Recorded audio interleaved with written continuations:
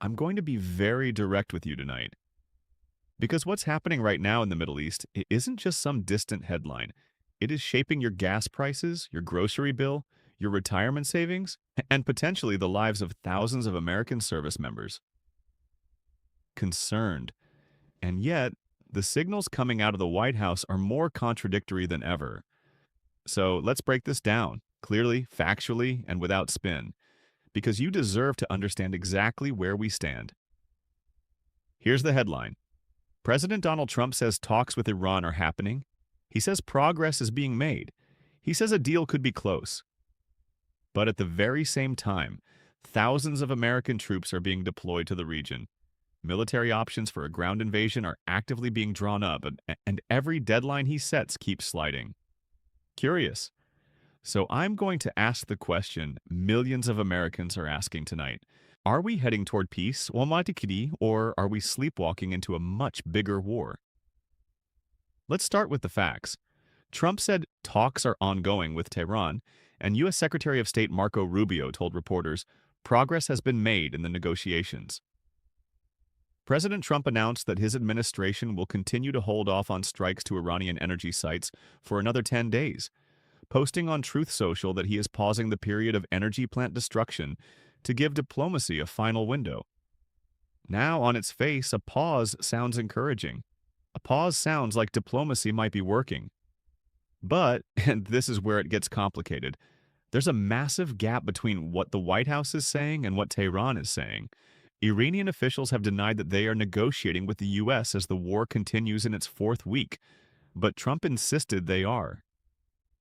Trump's comments come after contradictory statements from Washington and Tehran regarding the status of peace talks. The U.S. has said talks over a proposed peace plan have been taking place, while Iran denies any direct interaction with Washington. So you have one side saying, "We're making a deal," and the other side saying, "We're not even talking to you." Iran's military has said the United States is failing in its war and negotiating with itself to save face, dismissing claims by Trump that talks are underway to end the conflict. That's a fundamental disconnect, America. And that disconnect matters, because the stakes have never been higher. Now let's talk about what President Trump has actually been saying, because even his own words are pulling in two directions at once. Trump over the last several days has simultaneously expressed a desire for peace and a willingness to plunge the U.S. into a new and more dangerous phase of the war.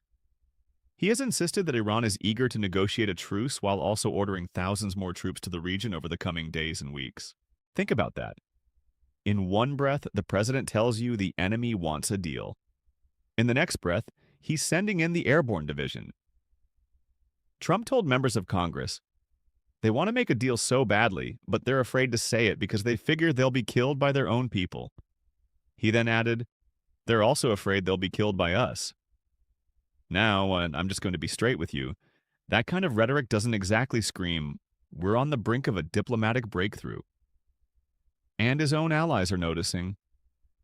President Trump's conflicting signals over the future of the war in Iran have spurred deepening frustration among GOP lawmakers and allies who fear the administration still lacks a clear endgame after 4 weeks of fighting. The minute-by-minute vacillations and conflicting signals coming out of the White House have unnerved lawmakers, political allies, and even some Trump aides and advisors who acknowledge they have little idea what will happen next and harbor increasing doubts about the administration's management of the conflict. Let me repeat that for emphasis. Even people inside the president's own circle are saying they don't know what happens next. And these aren't Democrats criticizing from the outside. These are Republicans, allies, people who want this president to succeed. So where do things actually stand on the diplomatic front? U.S. Special Envoy Steve Witkoff said there were strong signs Iran could be convinced to make a peace deal, confirming that Washington had passed a detailed multi-point plan to Tehran through mediator Pakistan.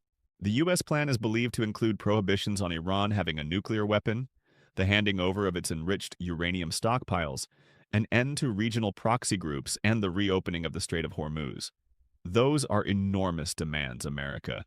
That's not a peace proposal. No, that's a wish list for total capitulation. And Iran's response? Iran countered with its own set of conditions in return, including war reparations and rights over the Strait of Hormuz. Those discussions could be slow-going, and the two sides appear far apart, at least publicly. It remains unclear who even will speak for the Iranians in those negotiations, Secretary of State Marco Rubio said, as the U.S. awaited a response to its opening peace proposal. Now, just yesterday, there was a slight shift. President Trump said Iran has agreed to most of the list of demands that the U.S. conveyed via Pakistan to end the war. Asked whether Iran responded, the president told reporters aboard Air Force One, "They gave us most of the points. Why wouldn't they?" He continued, "They're agreeing with us on the plan. We asked for several things, and for the most part, we're going to be asking for a couple of other things." But here's the challenge. Tehran did not immediately accept the plan last week. Iranian Foreign Minister Abbas Araghchi has previously acknowledged that messages have been exchanged through intermediaries but signaled skepticism of Washington's position. So ask yourself, who do you believe? And more importantly, what happens if this whole diplomatic track falls apart? That brings me to the military side of this equation. Because while the president talks about peace, the Pentagon is clearly preparing for something much bigger. The Pentagon is set to deploy thousands of paratroopers from the Army's Airborne Division to the Middle East, and thousands of Marines are also on their way to the region. Even as the White House points to diplomacy, the Pentagon has continued to expand its military footprint in the region. In recent days, thousands of U.S. Marines have been deployed aboard amphibious warships, adding rapid strike and ground operation capabilities near Iran. The posture suggests the United States is maintaining, and in some cases increasing, its readiness to act, even as Trump signals a potential opening for negotiations. President Trump is weighing several options for dramatically escalating the war against Iran should his latest push for diplomacy fail. None of them are ideal. Pentagon officials preparing for a next phase of war have drawn up scenarios for deploying troops to seize various targets within Iran. Yet not only would those scenarios risk heavy casualties, there's also little guarantee they would successfully end the conflict. One option being seriously discussed is seizing Kharg Island, Iran's main oil export hub. White House officials believe that taking Kharg Island in particular would totally bankrupt Iran's Revolutionary Guard, potentially paving the way for a definitive end to the war. But here's what you need to understand. There is another equal concern throughout Trump's orbit. Any escalation, especially if it includes ground forces, could prove disastrous. None of the options available to Trump are guaranteed to end the conflict, even if successfully executed from a tactical perspective. Perhaps more alarmingly, it would introduce new uncertainties that could quickly spiral out of Trump's control, pulling him deeper into a war that he's increasingly eager to end quickly. And this isn't just coming from critics. Erik Prince, the founder of the private military contractor Blackwater, warned that deploying U.S. ground forces in Iran could quickly lead to a dangerous escalation, including attacks on American naval assets. Speaking at CPAC, Prince said he had urged Trump against entering the war, arguing that Iran's military is structured to continue fighting even after senior leaders are killed. That's Erik Prince, not some anti-war activist. He built Blackwater. When he tells you this could go sideways, you should listen. Now let's talk about what this war is costing you personally right now, today, because the economic consequences are staggering. Following the closure of the Strait of Hormuz in early March, oil and LNG exports were stranded, causing Brent crude to surge past record highs. Due to Iran's selective blockade of the Strait of Hormuz, the cost of energy is soaring as the world is losing millions upon millions of barrels of oil per day from Middle East producers. Since the war began over a month ago, Brent crude is trading up more than 50%. According to the IEA, the closure of the Strait of Hormuz is the biggest oil shock in history. Let that sink in. The biggest oil shock in history. Beyond the cost of munitions and military hardware, Americans are already feeling the effects of the war at the gas pump, and rising food prices could soon follow as the war disrupts global trade.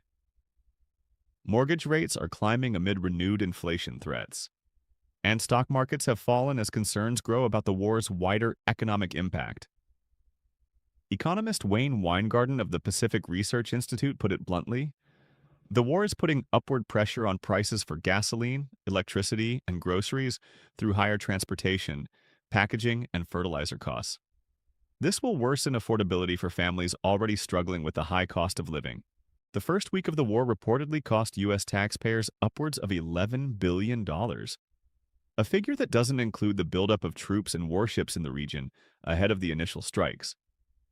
$11 billion in 1 week, and we're now over 4 weeks in with no end in sight.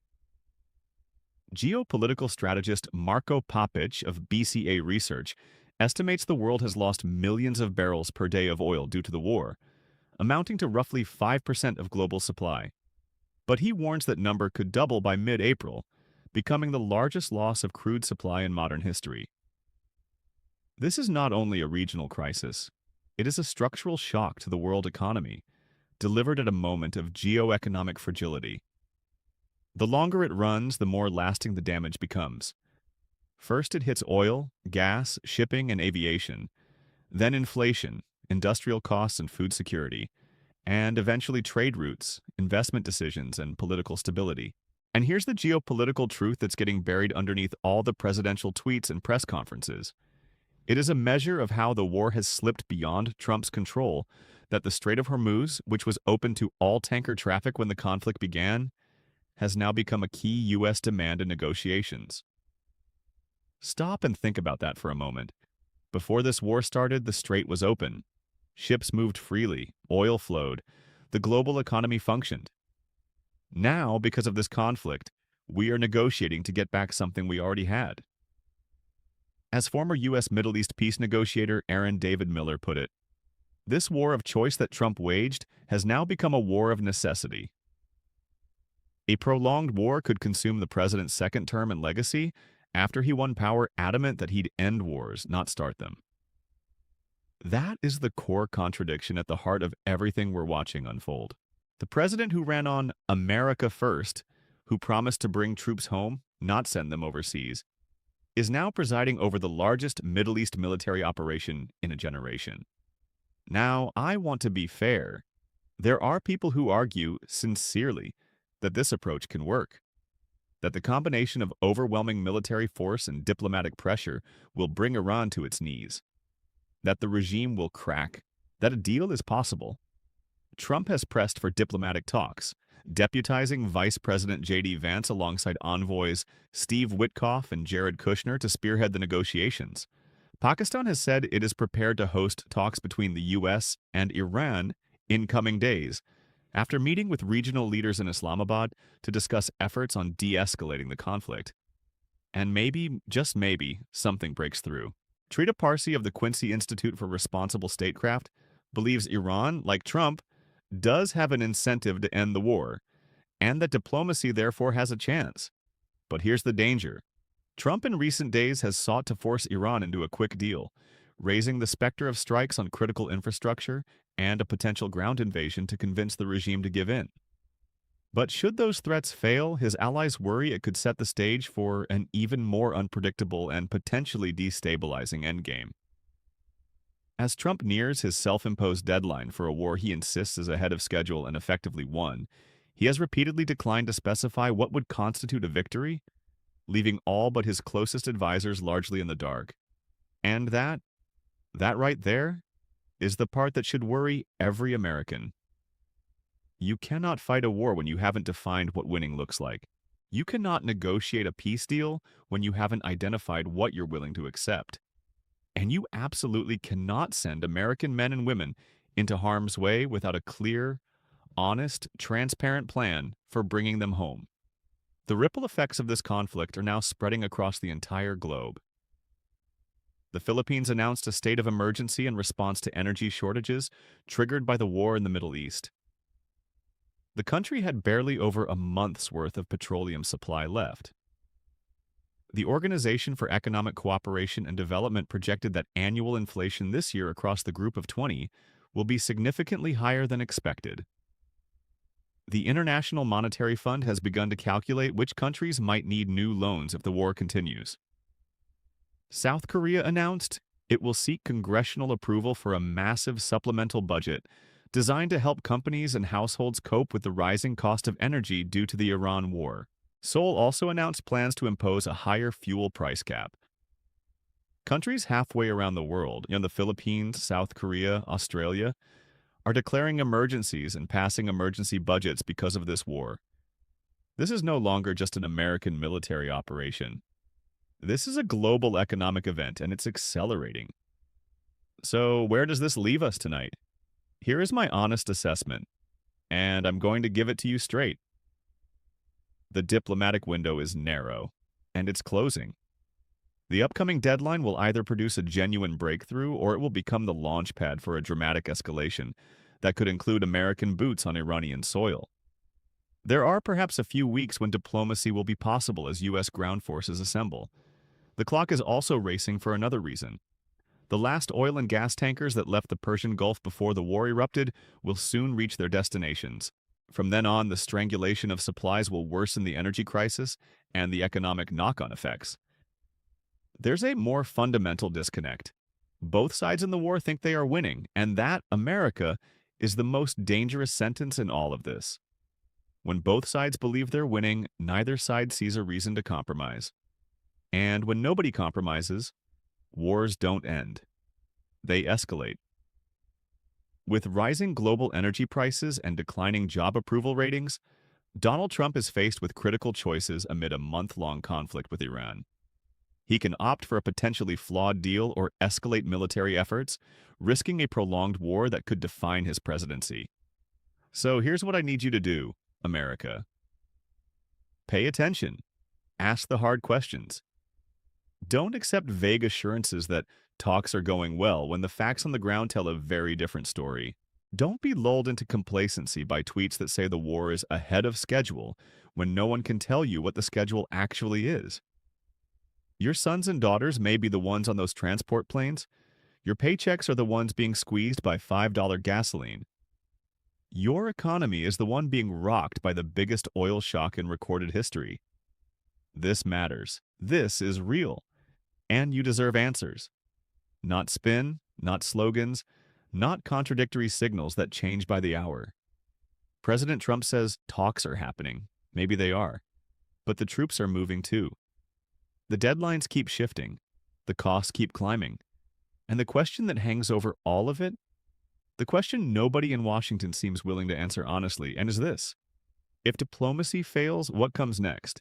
Because if the answer is a ground war in Iran, a country of tens of millions of people, with terrain that makes Afghanistan look like a parking lot, with an entire military designed to fight exactly this kind of war, then the American people deserve to have that conversation right now. Not after the first casualties come home. Not after the next gas price spike. Now. That's the conversation we should be having tonight. That's the conversation I hope your elected leaders are having behind closed doors.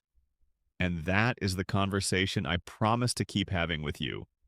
Honestly, directly, and without fear or favor, every single day until we get the answers this country deserves.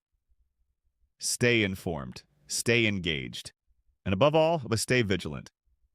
Thank you for watching. I'll see you next time.